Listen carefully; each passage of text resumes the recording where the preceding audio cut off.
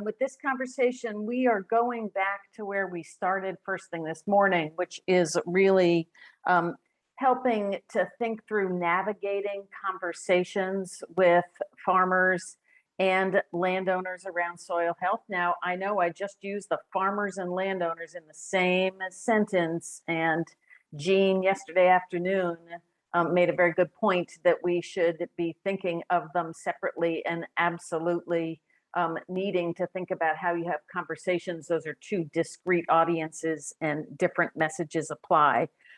We just came off of the last session and talking a little bit about absentee landowners. So I think really we want to focus this conversation on farmers. And particularly it's thinking about how do we as professionals who are largely in the agricultural land protection space have conversations around soil health?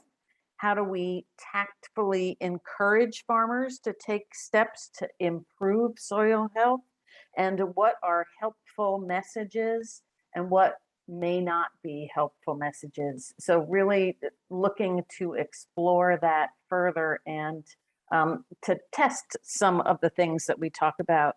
So we are very happy to have Christy and Erin join us. I will say Christy comes from her two farms that are in New Park and Glen Rock, Pennsylvania. She's a beef producer, and both farms are officially preserved farms through the York County Agricultural Land Preservation Program. Christy also chairs the York County Ag Land Preservation Board.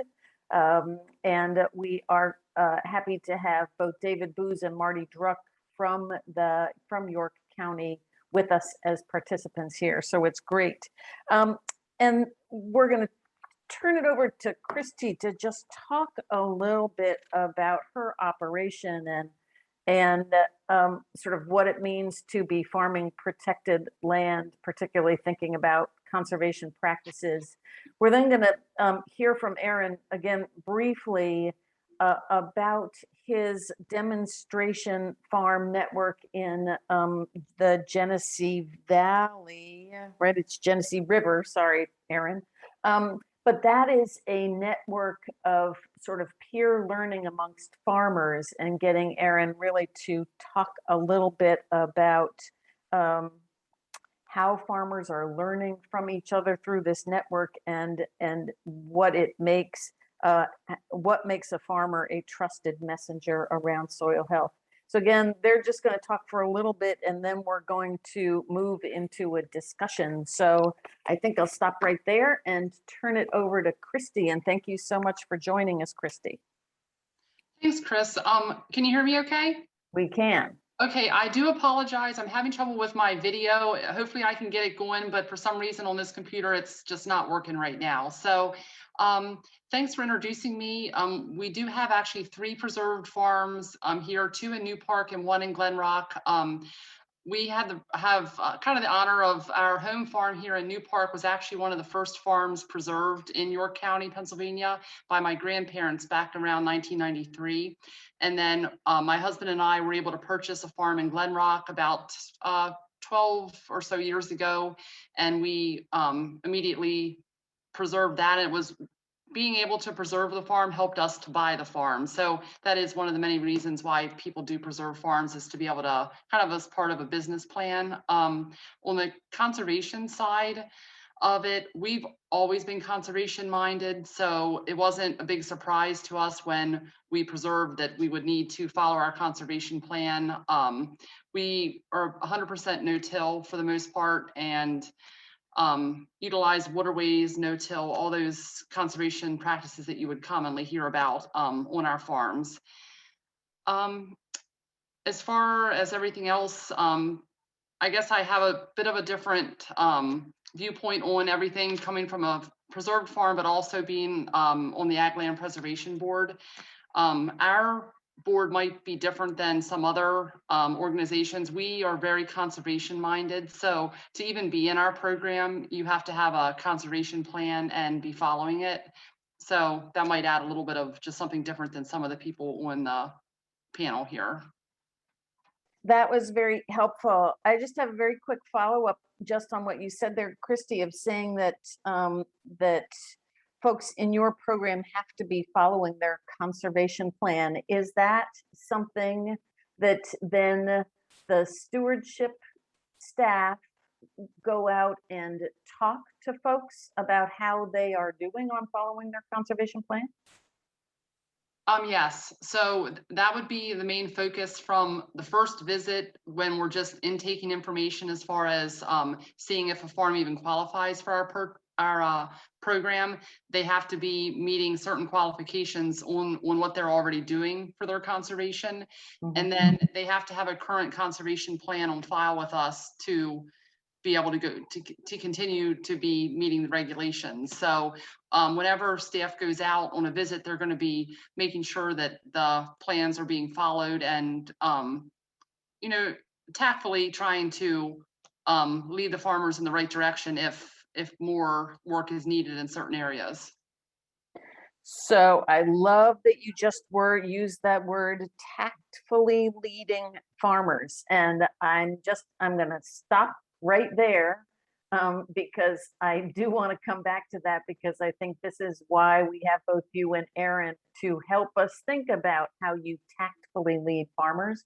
But let me stop. And if you were done, Christy, we will turn it over to Erin, and then we will open it up for a bigger conversation.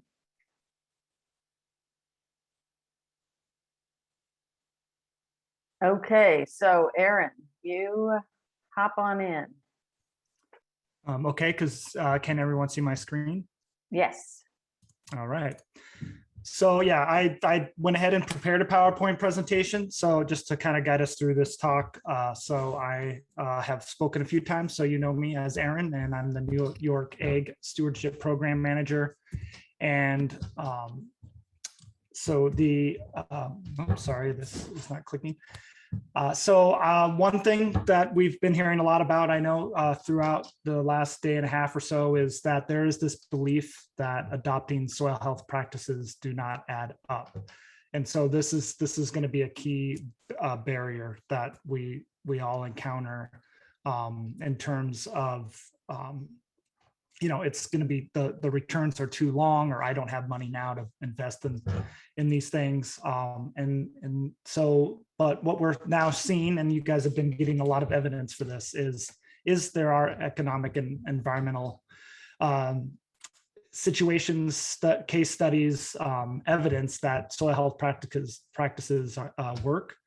And what I'm doing in the Genesee River watershed is basing this on farmer experiences and demonstrating them on real farms, and really using the case studies that you've heard about through as the foundation of kind of the focal point of these farmer experiences.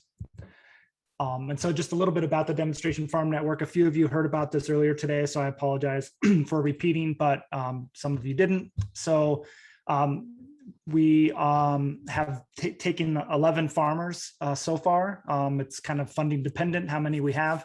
Currently we have 11, and the idea is to highlight these farmers. And this is an example of a way to communicate with other farmers, is to use them as a learning opportunity for their neighbors.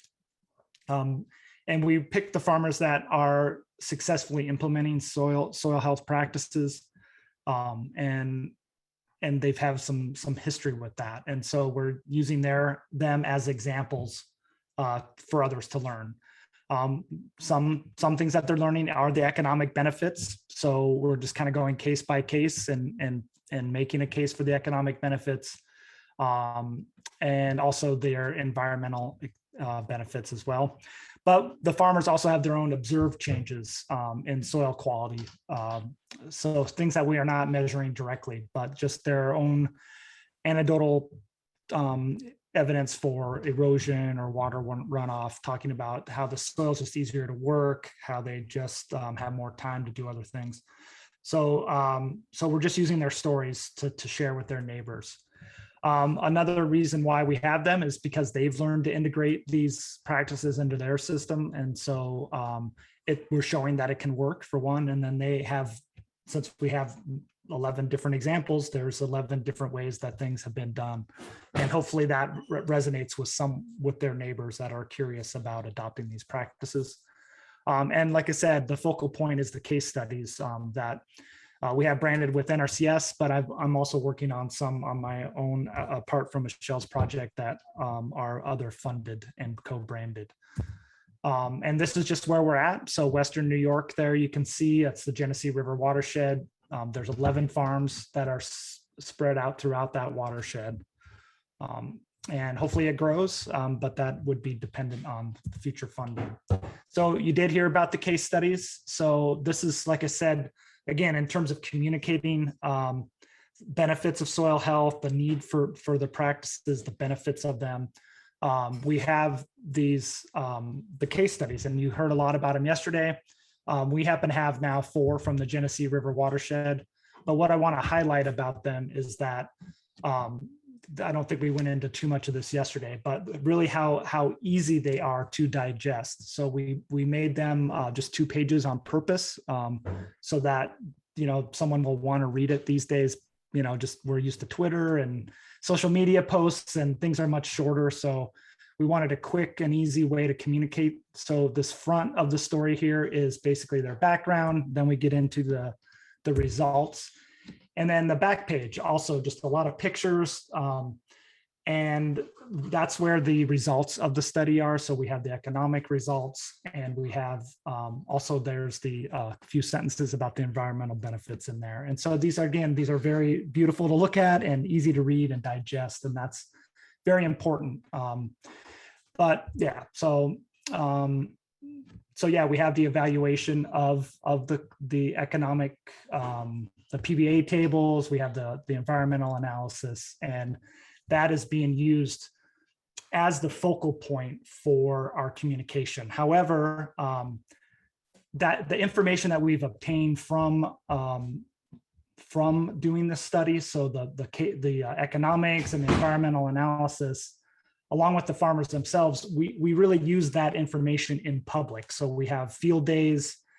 Because of COVID, we've had a lot of online presentations, and we invite these farmers to share their stories. And so that's another way of communicating is through the farmers themselves. But now we have this foundation of information for them to kind of build from and back up what they're saying with numbers.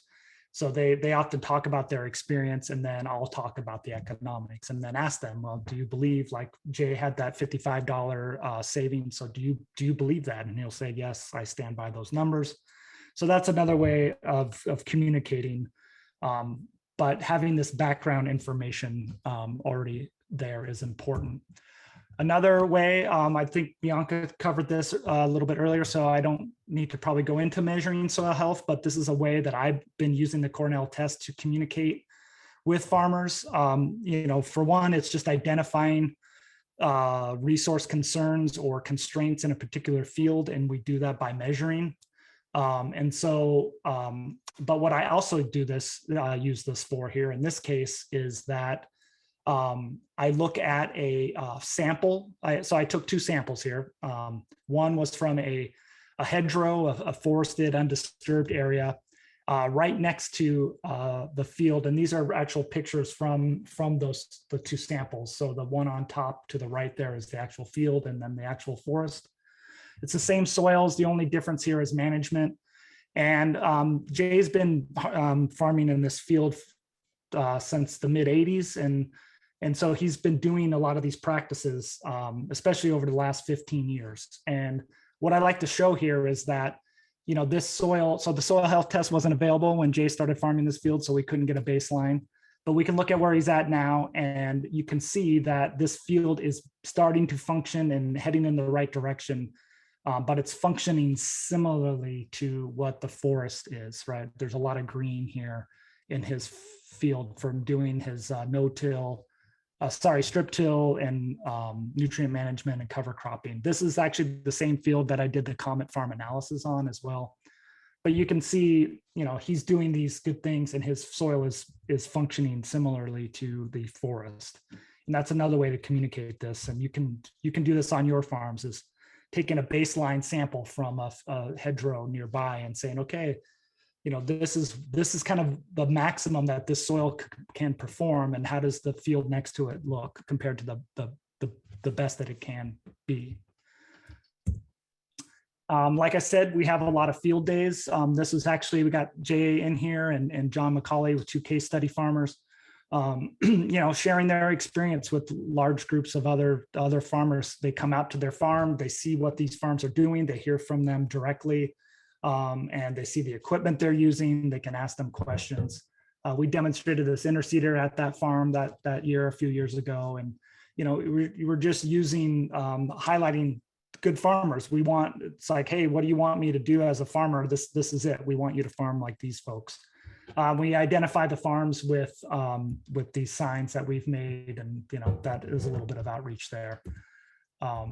So we are doing research on these farms as well. So we are collecting information based on replicated field trials, and that's still in early stages, but we're starting to get some results from the soil health benefits there.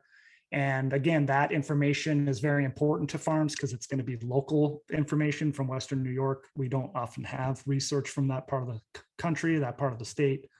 And localized information is also very important. So the more local you can get, I think, is very important in sharing with the farmer. They need to know what it's like in Western New York. In my case, not some farm in the Midwest or in California, or, different climate, different resources. So very important to try to get local information, and that's what we're trying to build here.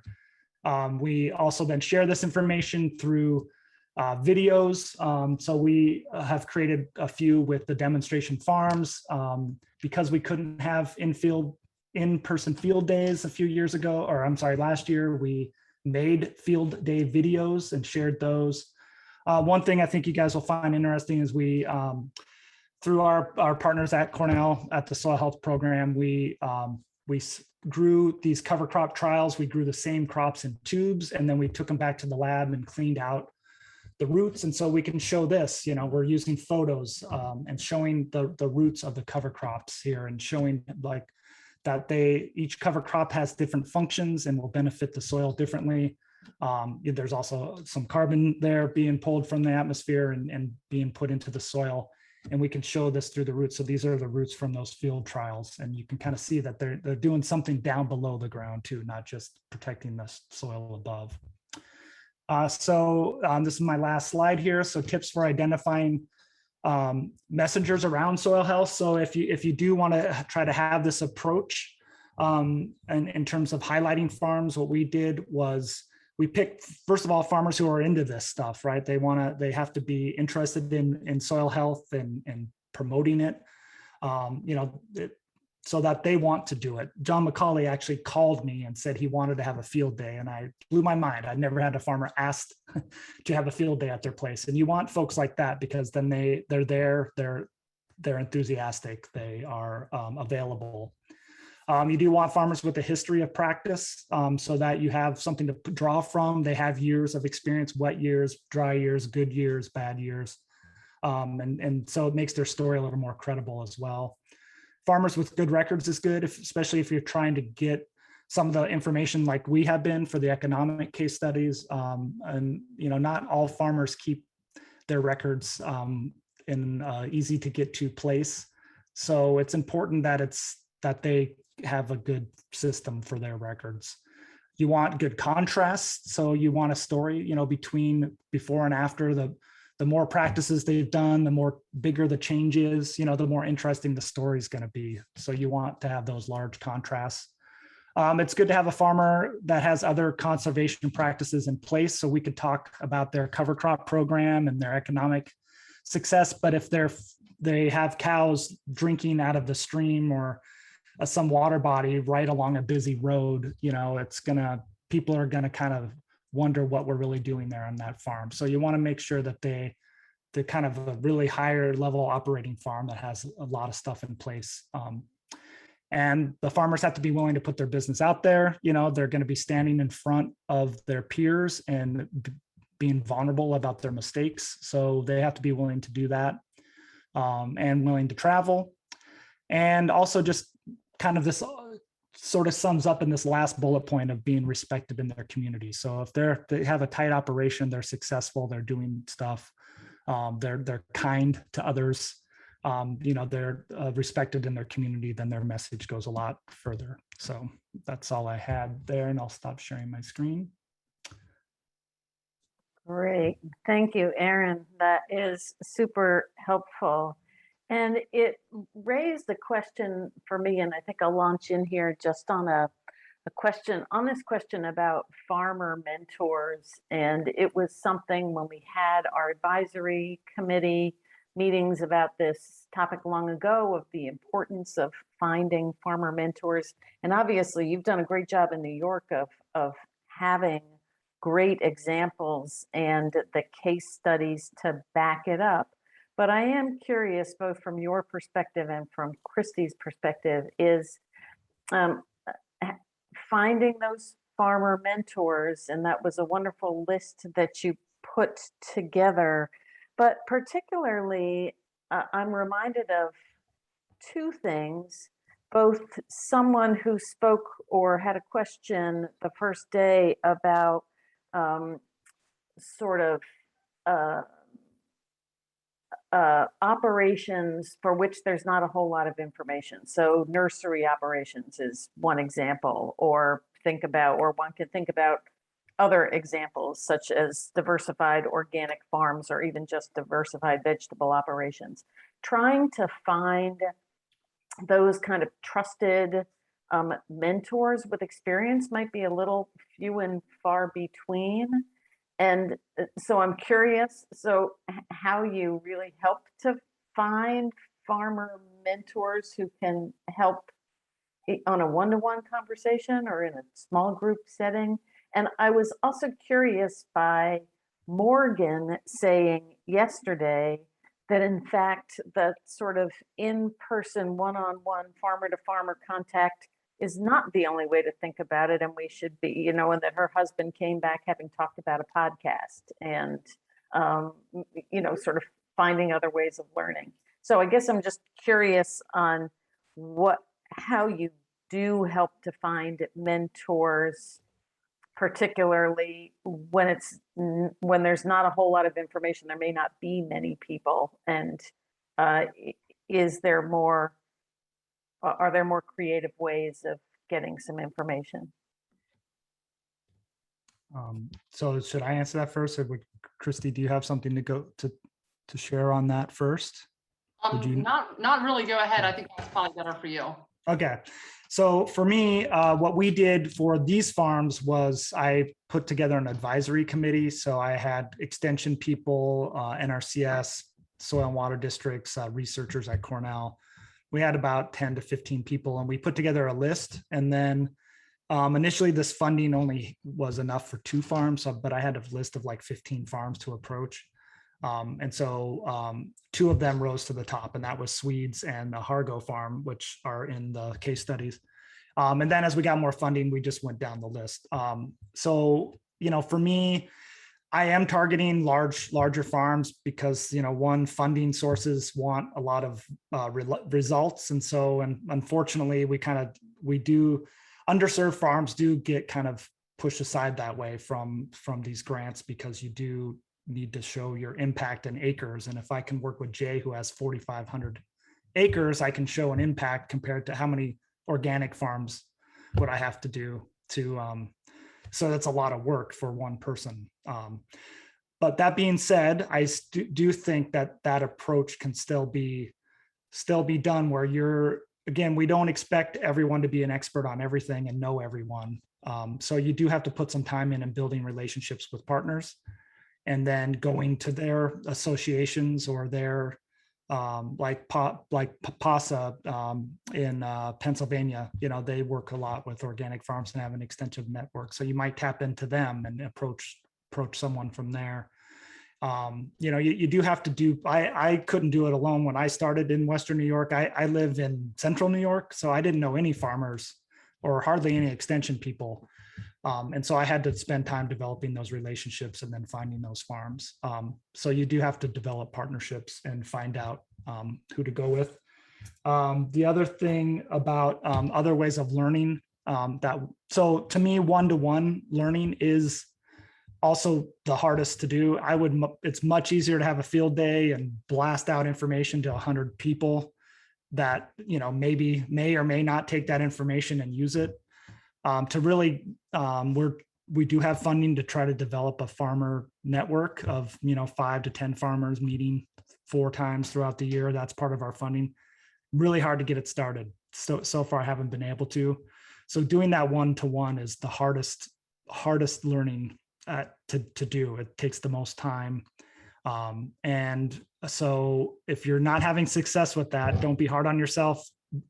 If we had success with that, we'd be doing a lot more, a lot faster. So those other sources, podcasts, I know that those are popular, especially these days. You can sit in the tractor and just put those headphones on and just dump in a lot of information right into your brain through those headphones. And YouTube videos, our farms all reported those sources. And that's one reason why we created these videos, is to hopefully they can watch a 10-minute video while they're sitting on their tractor. Right. I will say we have been collecting some of those YouTube videos, and they will be part of the toolkit. But if anybody has heard any good podcasts on the subject of soil health, please mention them in the chat, because I think all of us would be interested, both for ourselves and for the folks that we work with. Christy, I want to go back, and I hope that this then is going to get us engaged as a whole group here. It was the perfect lead-in to thinking about communications and your comment about tactfully leading farmers towards thinking about additional conservation and their conservation plan. So I think that this is a question for a lot of folks, and you were not here for this morning, but we had a conversation about conservation plans and management plans. And obviously there's some in this virtual room who have conservation plan requirements and like York County, require their farmers to be implementing those conservation plans. I think for others, and this was interesting in the chat from this morning, and Andy, I think it was you who said, we haven't really engaged our farmers in conversations around management plans, and maybe that's a way. And I think from our perspective, it does seem like using conservation plans is a way to engage. But that's a pretty tactful conversation. And I'm just really curious in how, particularly if you're coming from a perspective of, again, someone who is engaged in a site visit and is somebody who is a sort of an easement monitor, not a soil health specialist.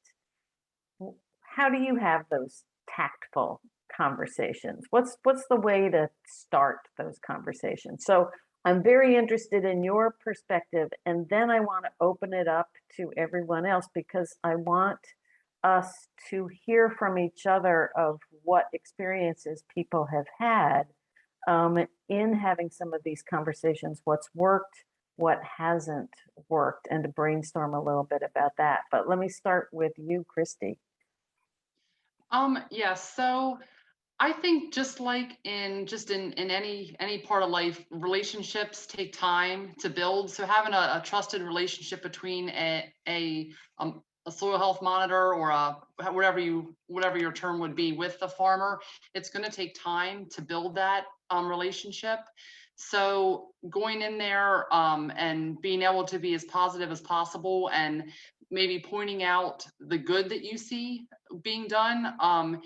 even if you're not a conservation planner yourself, you can usually pick out something that you've seen that has improved over the past year since you were there, or however it might be, is a good way to start. I would say possibly leaving information for the farmer to look at, and then maybe referring to it in your next visit. I know in your county, our people usually have a paper that was created that gives options if somebody needs a plan or needs a updated plan, or if there is an issue that needs to be addressed, where there might be help for funding for that through a government program, or it might be a county program, mainly government. So just having something to leave with the farmer, I think, is helpful. That might, because I think it depends on what the concern the farmer has. If it's money, having that actual piece of paper with some options might be a good way to go. I think the mentoring thing comes into place if they're just having general trouble, you know, having a possibility of a mentor might be a way to go also. But I was running this situation by my husband this morning, and I was asking him, and he said, well, just don't come into my farm telling me how to farm, because I know how to farm. So I think a lot of farmers probably feel that way. So trying to be as general as possible is important. Yeah, I like those strategies, particularly the sort of leave behind materials as a way to think about it, and the sort of speaking to the positives and improvements there. I think those are really good suggestions.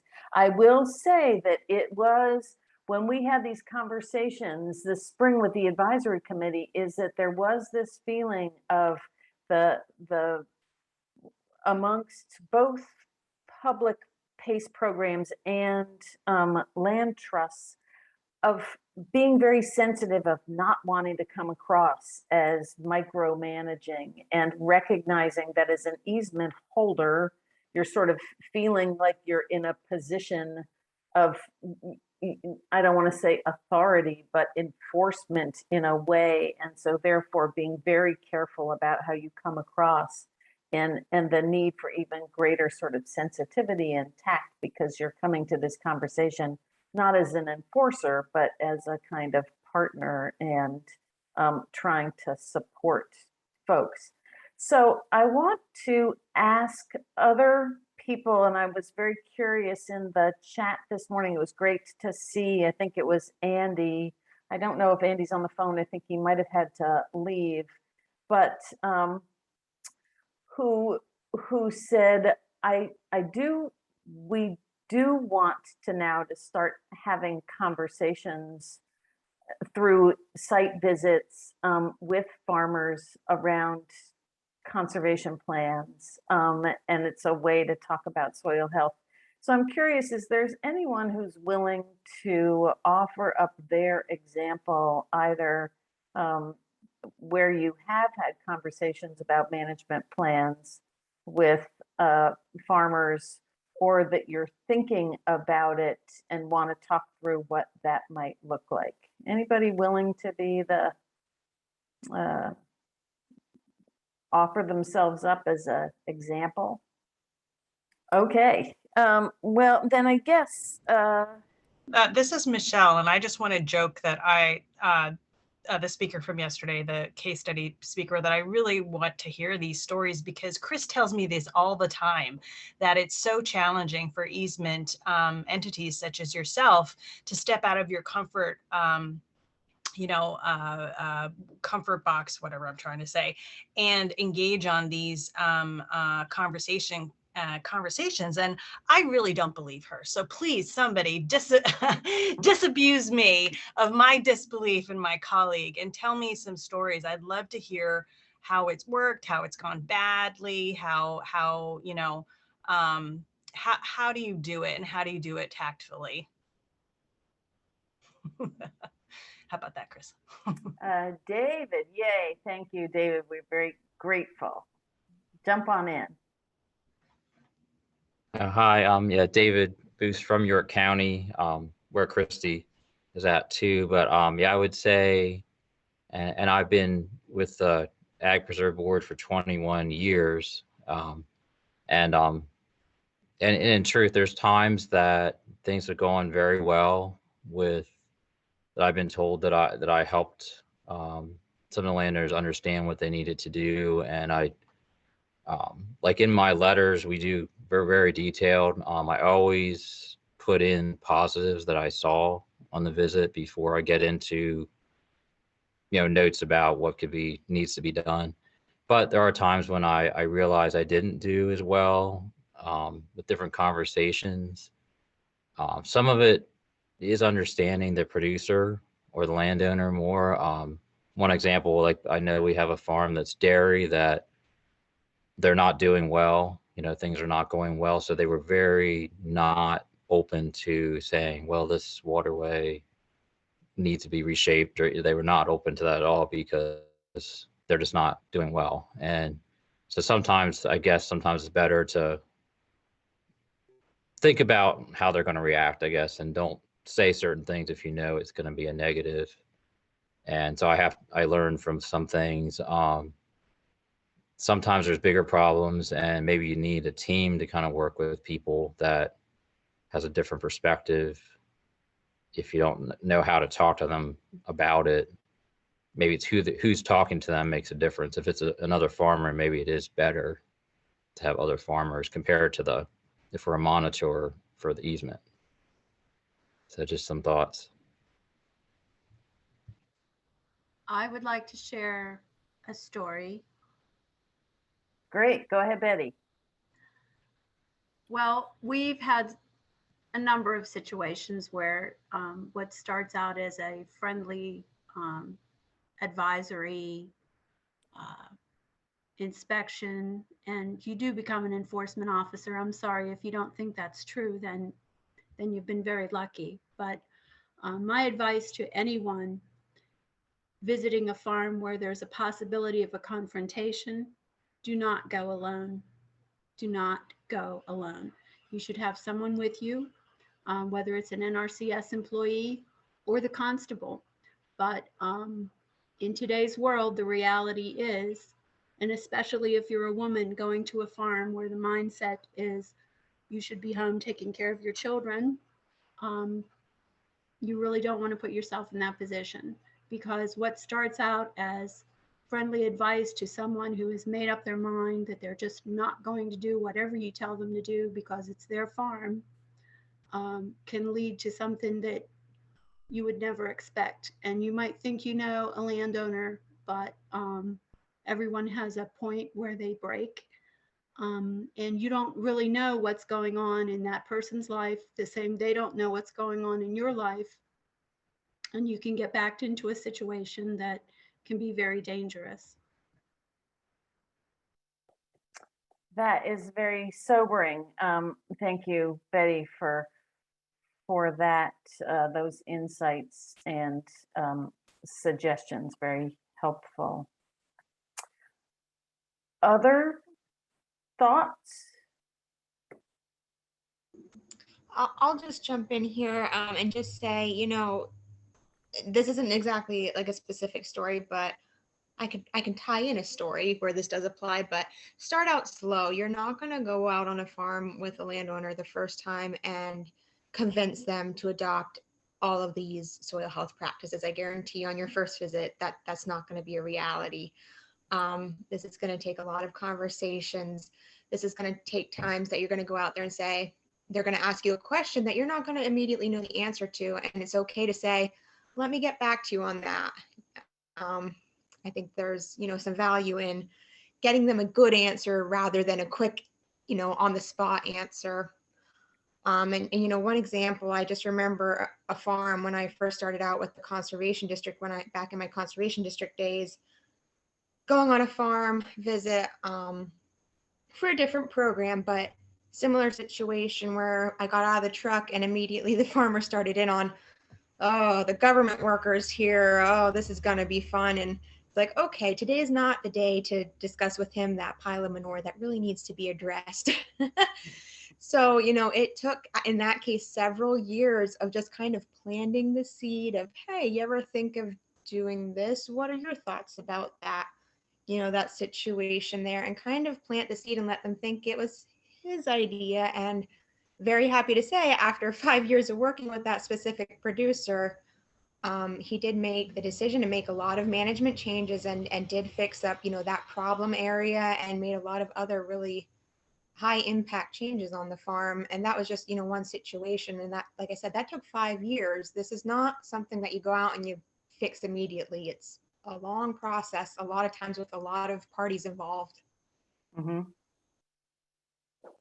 Right. I think that is very definite. The messaging. I am seeing that there was a question for Aaron about field days. Beth, can you pose that? Because, or maybe Aaron, if you Nope. can see it, can you do that?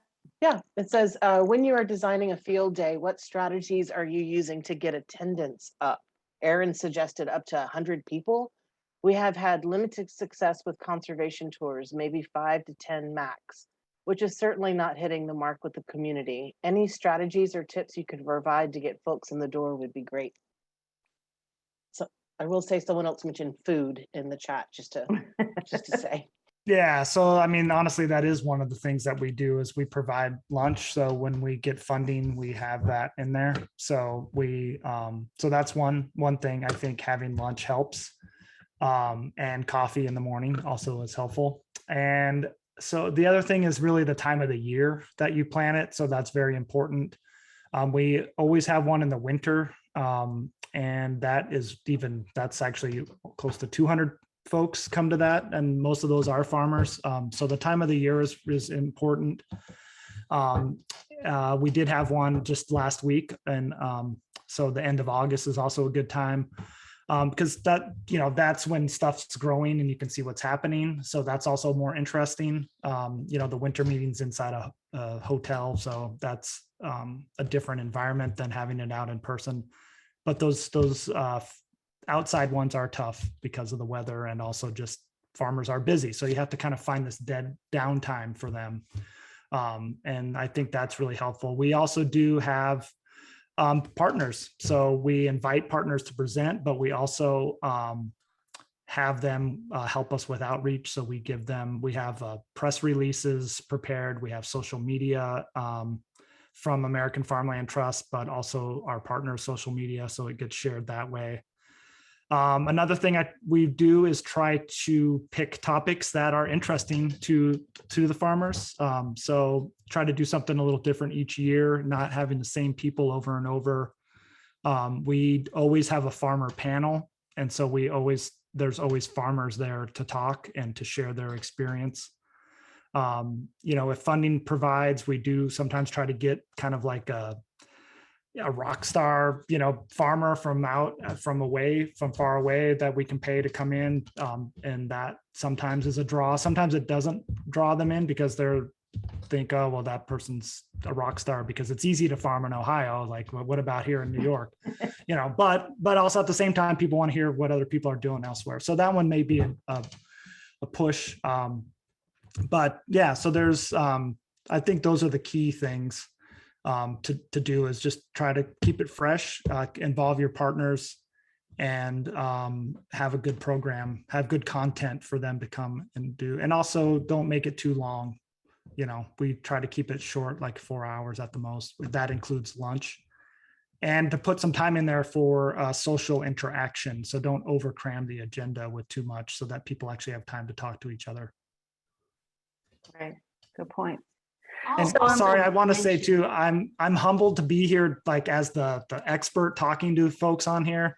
Some people on here I know have way more experience than me, so I'm just sharing my experience. I know other people on here could also lead this talk, so I just want to acknowledge that.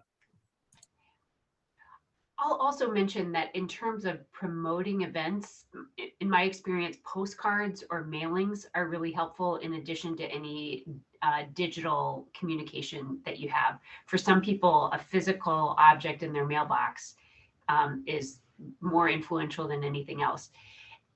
Some states have lists of producers that you can buy for a nominal fee, particularly dairy producers. A lot of states have lists. You can also purchase those from private sources of farmers. And then if you if you're in a land protection entity, obviously you have the addresses of all of your the farmers that or landowners that you're working with. Great, thanks, Kara. I want to follow up. I think it was Noel who had a couple of questions of sort of, we only do yearly visits. What is it worth sending information or having conversations, sending information by mail or having conversations? David, you mentioned that you send letters. I assume those are after your monitoring visits, not before, but do people have experience of sharing information by like sending out useful information about soil health as a way of engaging landowners in between stewardship visits?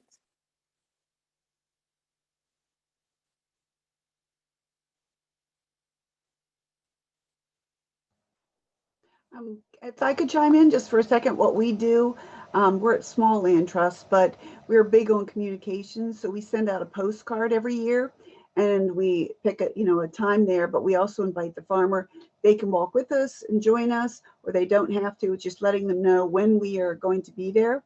And then we always have a map of their field and ask them, oh, what are you having trouble? What's your successes here? Do you mind if I give you, so-and-so's name because they're thinking about doing this? Would you mind talking to them?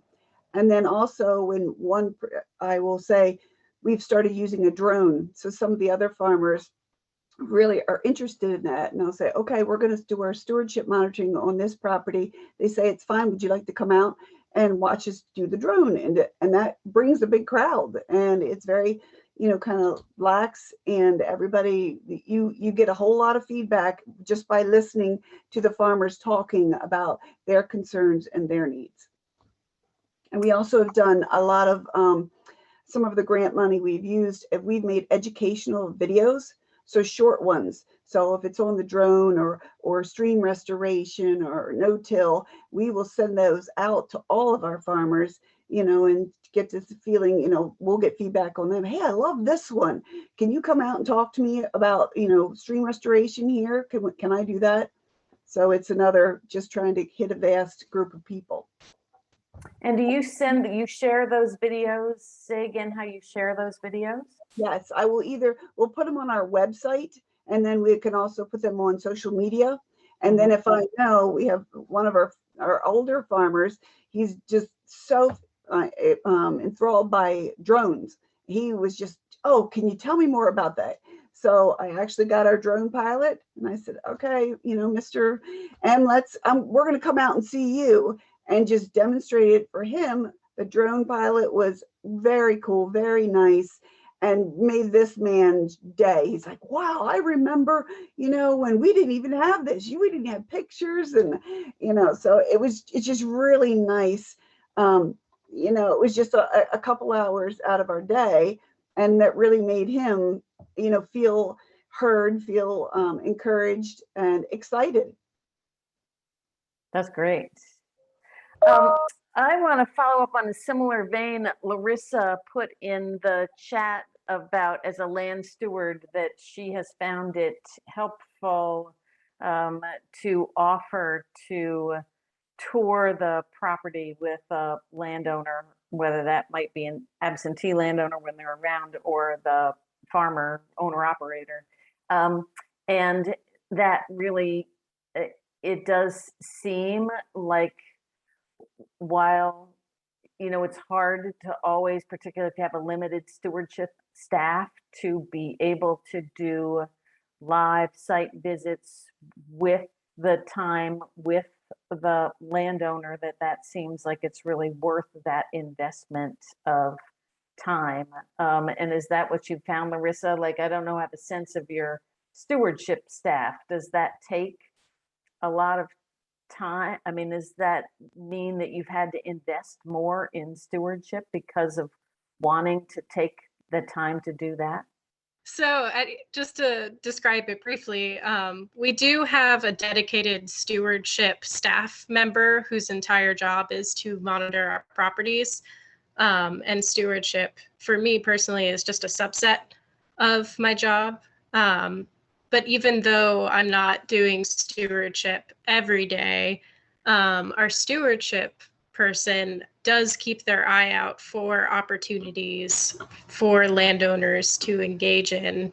And then he tells me, and in between, the yearly visits, I will give a landowner a phone call. And I have heard positive feedback from that, being like, wow, you guys at the Land Conservancy are quick. Like, I just told that person about that problem yesterday and you're already calling me today. That's great. So I think they appreciate that we get in touch with them more than once a year. And I think the fact that it originated from an in-person meeting made it that much more personal or impactful. Like, they really feel heard or seen. So yeah, we've had good success with taking the time to make sure that meeting with our landowners and our farmers in person has benefits that I can't even begin to describe. Right. So Christy, I'm curious on your perspective. Obviously, you're in a somewhat unique situation because of your position as board chair. But in terms of if you had an easement stewardship person say, can we go walk the property together? Would there be things that you would want to, information that you would want from them, or certain, I'm struggling with how to capture the idea, but from a farmer perspective, if you are invited by the easement steward to say, I'd really love to just spend time with you and walk the property, would you feel that that was a good use of your time? Or what would a stewardship person need to say to convince you that was a good use of your time? I think it depends on the time of year for a lot of farmers. Right. Catch them at the right time, is going to be important. Just because if they're really busy, they're going to say, just go, do it yourself. stuff, yeah. But I do think showing that you are willing to see and hear their perspective on the different things, especially if you know that there are issues, is important. At least to give them the opportunity to explain their thoughts. And sometimes I think talking about issues, it's easier if both parties are right at the issue, at the site of the issue, instead of, you definitely need to follow up with the written, like what Dave was saying, but there's a lot of value in that face-to-face meeting. Right. Thanks. And I was struck, Erin, by your tips, the ones from yesterday, that was tips related to the case studies, but I think it's very true of just conversations in general, of really being a good listener and really hearing those concerns and barriers, and being honest about being able to address them, or getting folks the information, or connecting them to the right resources. That listening piece, we often forget that we need to listen.